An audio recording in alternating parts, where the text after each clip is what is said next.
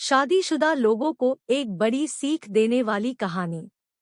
पत्नी ने न जाने क्या किया था कि पति ने उसे एक के बाद एक कई थप्पड़ जड़ दिए। हमेशा हर सिचुएशन को शांति से हैंडल करने वाली पत्नी भी इस बार इतनी अशांत हो उठी कि उसने अपनी चप्पल ही निकालकर पति की ओर दे फेंकी।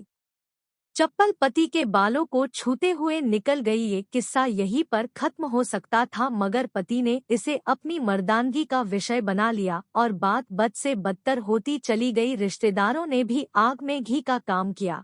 किसी ने कहा, जो औरत अपने पति को चप्पल से मार सकती है वो ना ही तो वफादार हो सकती है और ना ही पतिव्रता। ऐसी औरत परिवार ही नहीं पूरे समाज पर कलंक की तरह है। बीवी के पक्ष वाले कहाँ पीछे रहने वाले थे। किसी ने कहा, 21वीं सदी में भी जो स्त्री के साथ मारपीट करते हैं उन्हें तो जेल भेज देना चाहिए। तो कोई कहता, जरूर उसको कोई और पसंद आ गई होगी इसलिए अब पत्नी से मारपीट करने लगा है।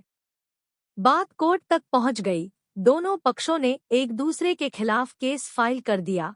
पति ने चरित्रहीन होने का तो पत्नी ने दहेज और शारीरिक उत्पीड़न का आरोप लगाया। 2 वर्षों से अधिक समय के लिए केस चला था। इन 2 वर्षों के दौरान दोनों पति पत्नी अलग अलग रहे थे। इन 2 वर्षों के दौरान दोनों पक्षों के समर्थकों की संख्या कम हो गई थी। पहले जहां दोनों पक्षों में समर्थकों का समूह होता था, अब गिने चुने लोग रह गए थे। पति और पत्नी दोनों की आर्थिक स्थिति भी इस समय के दौरान नीचे गिर चुकी थी, जिन्हें वो अपना शुभचिंतक समझ रहे थे। पैसों की बात आते ही उन्होंने भी अपना पल्ला झाड़ लिया। अगर कोई देने को राजी भी हुआ तो मोटे ब्याज की शर्त पर। आखिरकार वही हुआ जो सब चाहते थे, डाइवोर्स। हर कोई खुश था, दोनों पक्षों के रिश्तेदार, उनके माता पिता और दोनों के वकील। लेकिन 5 साल की सुखद शादी और एक सुंदर बेटी होने के बाद मिले इस डाइवोर्स से पत्नी मूक थी और पति शांत। शायद ये एक इत्तेफाक ही था कि इस खुशी को मनाने के लिए दोनों पक्ष के लोग एक ही चाय की टपरी पर बैठे आमने सामने। इत्तेफाक इसलिए क्योंकि ज्यादातर लोग जो एक दूसरे के विरोध पक्ष को सपोर्ट कर रहे थे वे एक दूसरे को अच्छे से जानते भी नहीं थे। पति पत्नी भी इन सभी से दूर एक दूसरे के सामने मेज पर बैठे। पत्नी ने पति से कहा, अब तो खुश होगे ना, तुम्हारे मन की जो हुई है मुबारक हो, तुम भी तो आज जीत गई हो, मुझसे तलाक तो तुम्हें भी मिल गया है। कॉन्ग्रेचुलेशंस टू यू टू, पति ने कहा। तलाक को तुम जीत का प्रतीक समझते हो? पत्नी ने पूछा। पति चुप रहा। थोड़ी देर की शांति के बाद पति ने कहा, मुझे तुम्हें 5 लाख रुपए अभी और हर महीने 8,000 देने का आदेश है। अभी मेरे पास पैसे नहीं है, इसलिए हमारा मतलब मेरा जो सिटी में फ्लैट है उसे तुम्हारे नाम कर देता हूँ। पत्नी बोली, लेकिन उस फ्लैट की कीमत तो 18 लाख की है। हाँ, लेकिन हमारी बेटी तुम्हारे साथ है और आगे जाके उसके खर्चे भी बढ़ेंगे, तुम्हें थोड़ी आसानी होगी। पति ने कहा, नहीं नहीं, मुझे सिर्फ 5 लाख ही देना और तुम हर महीने 8,000 तो देने ही वाले हो, मैं मैनेज कर लूंगी। अगर 5 लाख नहीं है तब भी कोई बात नहीं, पत्नी बोली। दोनों फिर से शांत हो गए।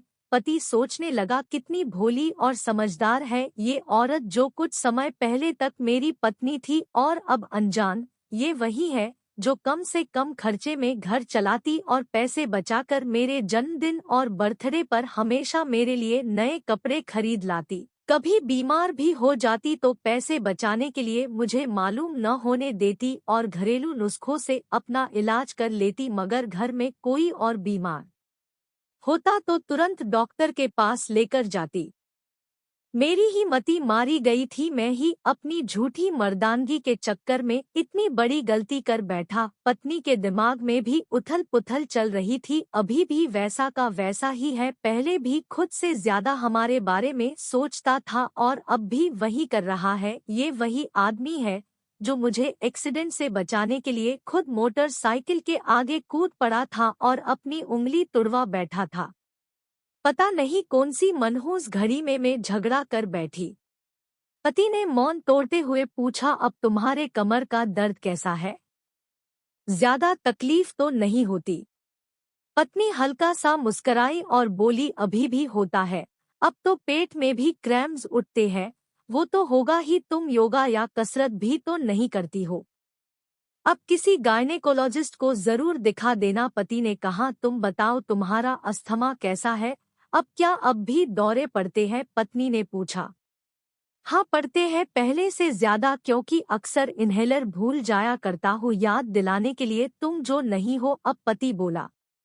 पत्नी के आंखों में आंसू आ गए। वो बोली, तुम्हें मेरे चरित्र पर सवाल नहीं उठाने चाहिए थे, तो ये परिस्थिति आती ही नहीं।